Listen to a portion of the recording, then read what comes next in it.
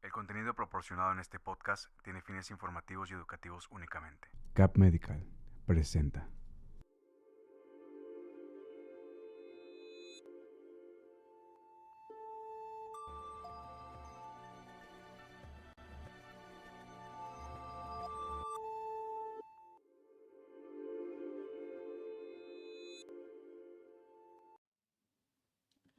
Hola, ¿qué tal? Muy buenos días. Sean bienvenidos a una nueva consulta virtual desde las redes de Cap Medical, su clínica de corta estancia especializada en terapias de infusión vía intravenosa, donde te acompañamos desde la etapa de tu diagnóstico hasta la aplicación de tu tratamiento.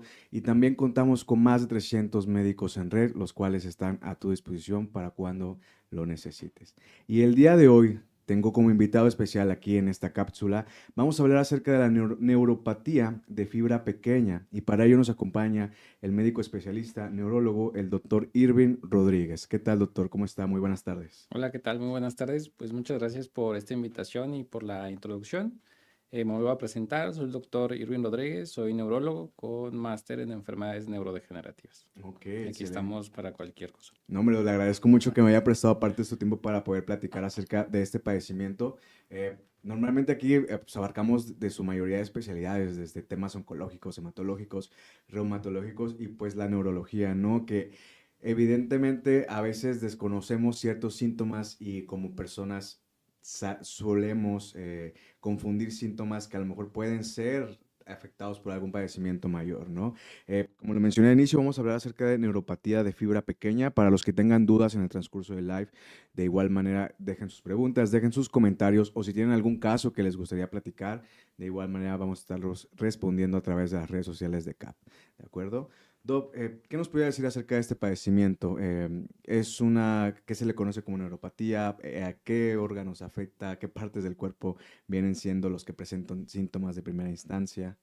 Claro, la neuropatía de fibra pequeña se le llama así porque hay dos tipos de fibras nerviosas en el sistema nervioso. El sistema nervioso hay que recordar que está formado por dos sistemas, que es el sistema nervioso central, que lo forma el cerebro y la médula espinal, y el sistema nervioso periférico, que son las raíces nerviosas y los nervios más terminales o más distales. Y de esos nervios, pues hay dos tipos de fibras, que una las llamamos fibras gruesas, que se encargan, por ejemplo, del movimiento, de los reflejos y de la sensibilidad, pero es una sensibilidad que se encarga de la orientación espacial. Esa es la fibra gruesa, ¿verdad? Que eso lo estamos viendo mucho en Tlaxcala ahorita con el Guillain-Barré, Exactamente, sí. que es la fibra gruesa. Ese es el caso típico de la fibra gruesa. Y la fibra pequeña son estas fibras que son poco mielinizadas y se dividen en dos tipos de fibras, que es la fibra delta y la fibra C. Y estas fibras se encargan de llevar la información de la temperatura y el dolor y también se encargan de saber qué es lo que yo estoy tocando, ¿no? Por ejemplo, la botella, ¿no? O sea, eso manda la señal. Entonces, esa es la fibra pequeña y también se encarga de inervar o de darle pues esta inervación a otros órganos del sistema nervioso autónomo, que también ha estado muy de boga en estos 5 años en youtubers y podcasts, que se encarga del sistema del estrés, ¿verdad? De la huida o de la quedada, ¿no? Ok. Entonces, la fibra pequeña se encarga de transmitir dolor, temperatura y todo lo que tiene que ver con el sistema nervioso autónomo, que es la respiración, la frecuencia cardíaca, el control de la presión arterial, la forma en la termorregulación, es decir, si siento frío, si siento calor, y también un poco de la sensibilidad de la luz a través de los ojos. Ok, ¿y qué pasa cuando esta fibra se ve afectada? Pues cuando la fibra pequeña se enferma, pues el paciente puede tener muchos síntomas muy vagos.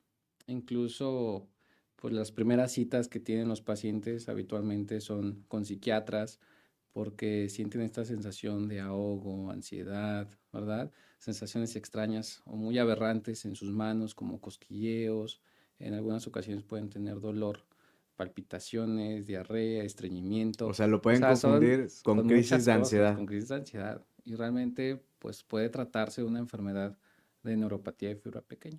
Ok, ¿y Ujú. cómo logramos hacer esa diferenciación? Si bien los síntomas que acaba de describir son típicos de algún ataque de pánico o algún ataque de ansiedad, pues habemos en la población mucha gente que a lo mejor los presenta día a día, pero ¿cuál es el diagnóstico ya posterior a que el paciente llega quizá con el psiquiatra, como lo había mencionado, y independientemente del tratamiento que lleve, sea farmacológico o con terapia, ¿Cómo brincan a la parte de neurología? Fíjate que ya llegan hasta el último. Ok. Son pacientes que habitualmente se aquejan de mucho adormecimiento de sus manos, adormecimiento de los pies, que eso le llamamos en neurología que es longitud dependiente, ¿no? Que es un caso típico, por ejemplo, en los pacientes que tienen diabetes, los pacientes diabéticos que pasan diabetes, pues tienen estas quejas, ¿no? De guante y calcetín, el adormecimiento de manos y pies, pero en otros pacientes que no son diabéticos, pues se pueden quejar en forma de parches de adormecimiento en el pecho, en el abdomen, en el brazo, en piernas, ¿no? Es así como llega. Y ya una vez que llegan con nosotros, pues tenemos que indagar más allá de lo que nos dice el paciente, ¿verdad?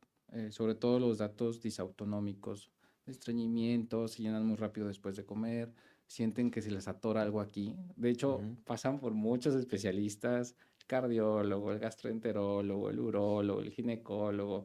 O sea, es una cantidad de especialistas por los cuales pasan y cada especialista pues va emitiendo un diagnóstico, Sí, con ¿verdad? base al síntoma que Que presenta. tienen, Sí, exactamente. siento que es muy habitual, ¿no? Que a veces cuando uno es que siendo sinceros, no... los síntomas que presentan sinceramente son muy, me atrevo a decir, muy comunes. Entonces, el tema de acudir directamente a una atención médica, pues por lógica, a veces vamos que, como usted lo menciona, ¿no? Al gastro, a tal médico, etcétera. ¿Y qué pasa ya cuando pasan las últimas instancias? Porque aquí pasan dos situaciones. Una, el tiempo que pasa el paciente sin atenderse del padecimiento tal cual. ¿Y qué pasa con esos pacientes que pasan tanto tiempo sin atenderse de lo que es? Pues mira, frecuentemente lo que pasa es que son pacientes que ya están con muchos medicamentos, que llamamos polifarmacia, y ya cuando llegan con el neurólogo, pues hacemos este interrogatorio vasto, ¿verdad? O sea, empezamos a preguntar por estos datos gastrointestinales, genitourinarios, alteraciones de la luz, cardiovasculares, respiratorios, ¿verdad?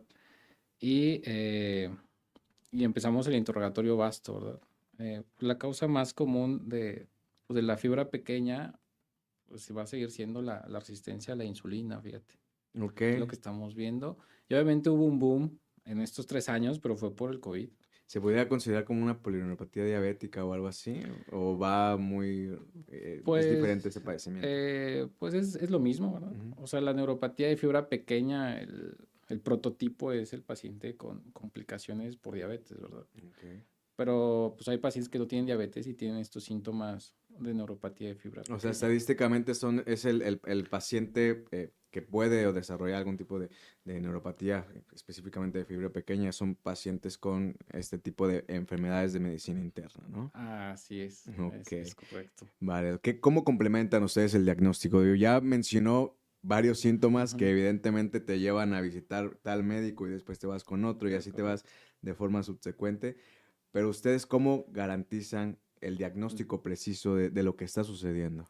Claro, el diagnóstico se va a sustentar de la siguiente forma, ¿no? Lo primero es lo clínico, Ok. o sea, el interrogatorio extenso, y después necesitamos corroborar que no haya eh, pues una intervención de la fibra gruesa. ¿Y cómo lo hacemos? Pues pedimos velocidades de conducción, que son estudios neurofisiológicos que miden la fibra gruesa, ¿verdad? Entonces, cuando la fibra gruesa está normal, pues ya queda que esto sea fibra pequeña y pedimos otros estudios un poco más específicos, por ejemplo, pruebas de sudor, en donde ahí les pedimos a los neurofisiólogos, que son los expertos en medir pues Ese tipo de estos dos estudios. tipos de estudios, pues miden el sudor, o sea, que tanto suda una parte del cuerpo. Son estudios muy curiosos, algunos son Sí, como unas bastante. planchas donde ponen al paciente en sudor y ven si sudan o no, o si tienen tolerancia al frío o al calor.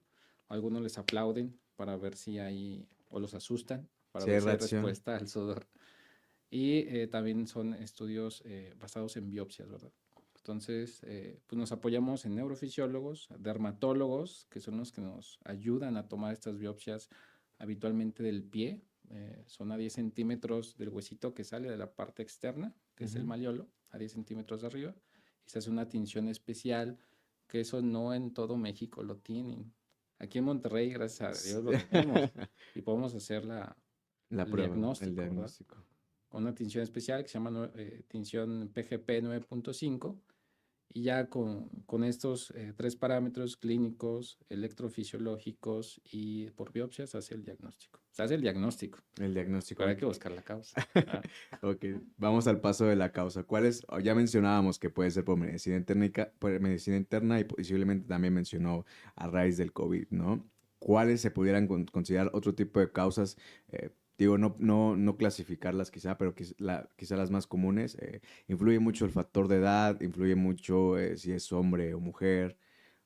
Claro, sin duda, pues nos orientamos mucho a la parte demográfica, ¿verdad? Como tú bien lo mencionaste, pues si es un paciente más de 50 años, que tenga, por ejemplo, alteraciones del color en su cuello, que se vea negro, que piensan que puede ser pues que haya mugre en el cuello, y realmente no es mugre, sino es resistencia a la insulina, pues lo revisamos todos, ¿verdad? O sea, revisamos axilas, ingles, codos, o sea, si están manchados, pues eso nos puede orientar un poco a que la neuropatía de fibra pequeña puede ser por resistencia a la insulina.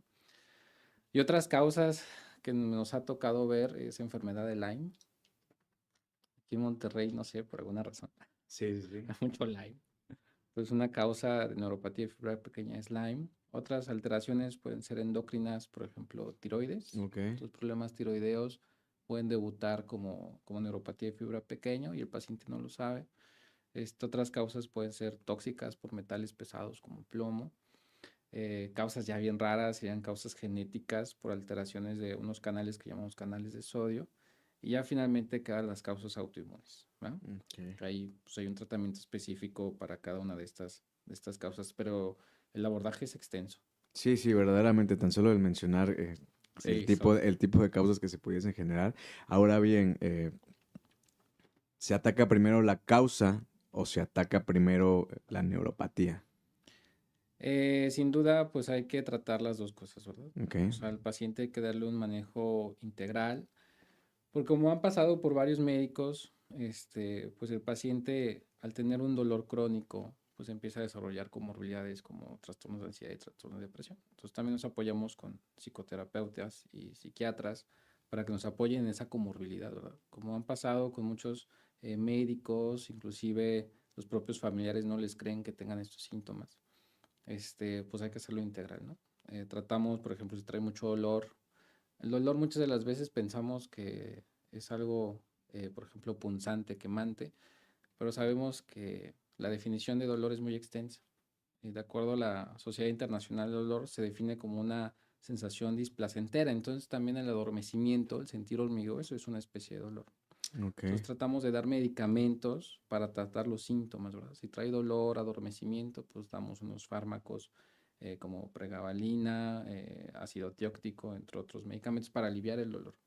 Si su queja principal es estreñimiento, lo mandamos al gastroenterólogo para que evalúe esa parte del estreñimiento, si trae diarrea. Entonces, pues quieras o no, el neurólogo sí forma parte fundamental del diagnóstico, pero nos tenemos que que complementa. soportar con otros especialistas, porque finalmente es un tratamiento multidisciplinario, ¿no? Ok, Y ya buscando la causa, si es resistencia a la insulina, pues lo trata el endocrinólogo. Si es enfermedad de Lyme, pues lo mandamos al infectólogo para que les dé los ciclos ok, del antibiótico.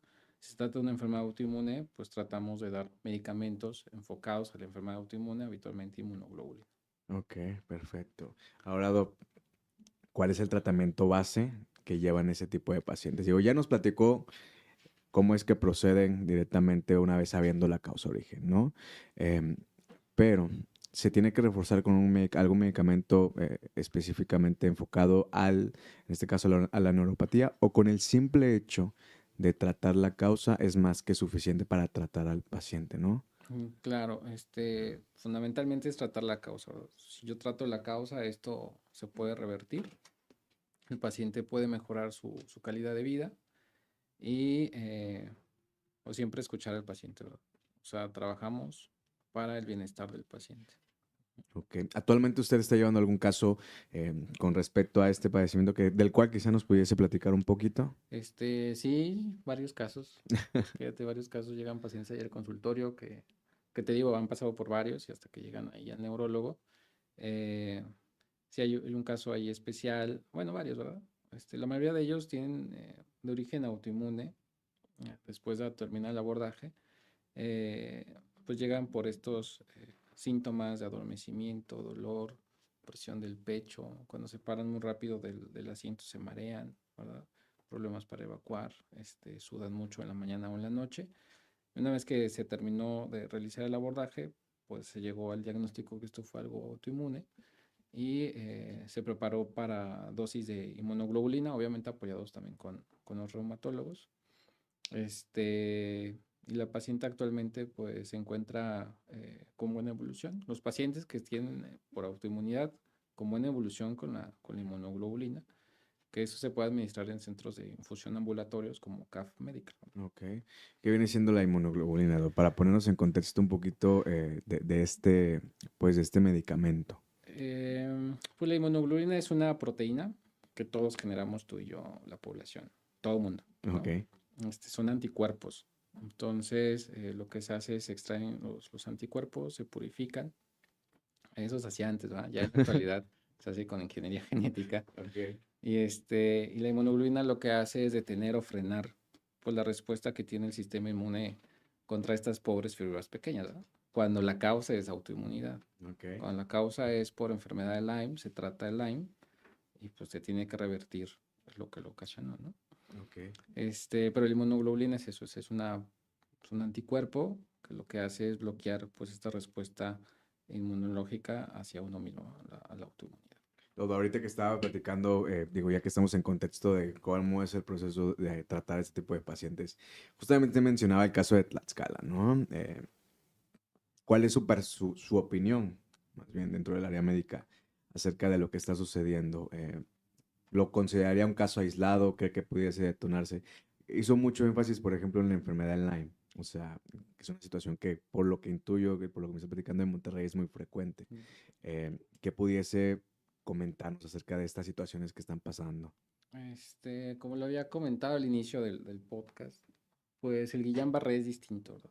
O sea, como lo han visto aquí varias veces en los podcasts de CAF Medical, que vi que ya han hablado de Guillain-Barré, son entidades distintas, ¿ves? La fibra pequeña y la fibra gruesa. Entonces, Guillain-Barré es fibra gruesa, Ok. ¿ok? Y la fibra pequeña es otro espectro de la polineuropatía. ¿A qué se debe? Pues no lo sé. O sea, no sé o sea, el Guillain-Barré, pues hay que recordar que se expresa 3 a 4 semanas después de haber sufrido una infección de vías aéreas superiores, gripa o diarrea habitualmente, ¿no? Entonces no sé si se está relacionando a que 3 o 4 semanas previas los pacientes que están yendo a Tlaxcala pues hayan tenido algún brote, pues no sé, de salmonella, Campylobacter jejuni, que son los bichos que se asocian frecuentemente al desarrollo de Guillain-Barré. Entonces no sé ahí cómo va pues, la búsqueda Claro, de la causa, ¿verdad? O sea, ¿por qué epidemiológica. estamos viendo tanto Guillain-Barré en Tlaxcala? O sea, ¿qué pasó 3 a 4 semanas después? ¿Fue una vacuna? ¿Fue una infección nueva, gastrointestinal? ¿Una infección de vías aéreas superiores?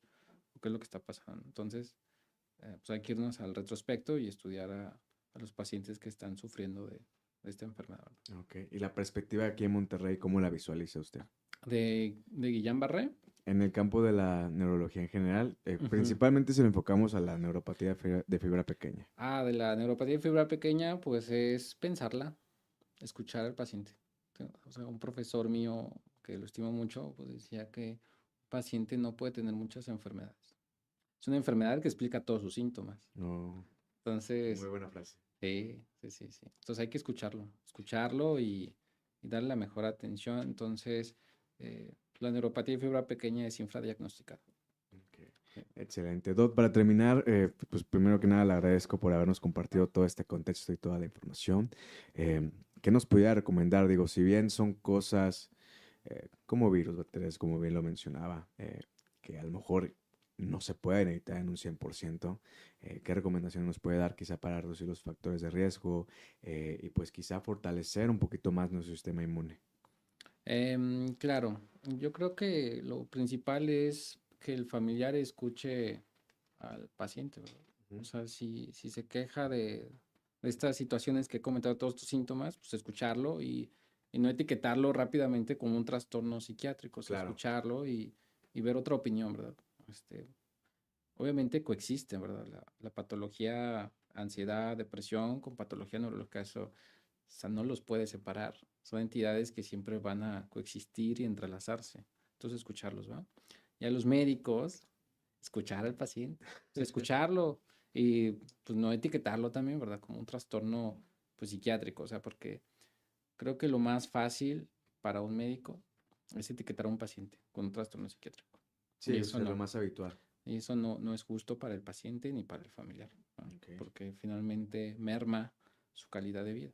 Ujú. ok. Prevención, pues lo de siempre, hacer ejercicio, comer bien, evitar enlatados, alimentos ultraprocesados, alimentos con alto contenido de glutamato monosódico, que es que es un aditamento que les ponen a los alimentos para generar pues esta compulsión por comerlos, ¿verdad? Las papas, galletas, Todo lo comida entre un chatarra. montón de alimentos, ¿verdad? Entonces, tratar de evitarlos, no fumar.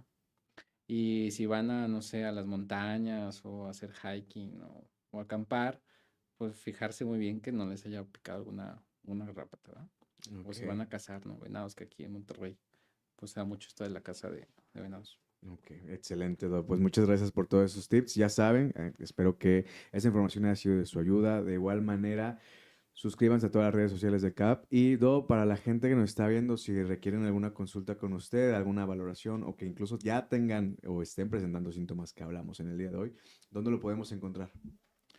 Sí, claro, me pueden encontrar en el Hospital Zambrano León, en el piso 8 del Instituto de Neurología y Neurocirugía, y preguntan ahí por el doctor Irving Rodríguez. Excelente, Doc. Muchas gracias por haberme prestado parte de su tiempo nuevamente. Espero que les haya gustado este episodio. De igual manera, como cada viernes vamos a estar publicando contenido de medicamentos de alta especialidad, también acerca de padecimientos, hablar con uno que otro doctor especializado en este tipo de temas para que nos saldemos de todas las dudas con respecto a enfermedades como en este caso la neuropatía de fibra pequeña, la cual, como ya nos explicó el doctor Irving, presenta N cantidades de síntomas, los cuales pues pueden confundirse, ¿no? Mi nombre es Ángel Prado, les deseo un excelente día, suscríbanse a todas las redes sociales de CAP Medical y nos vemos en una próxima consulta virtual. Muchas gracias, producción, hasta luego.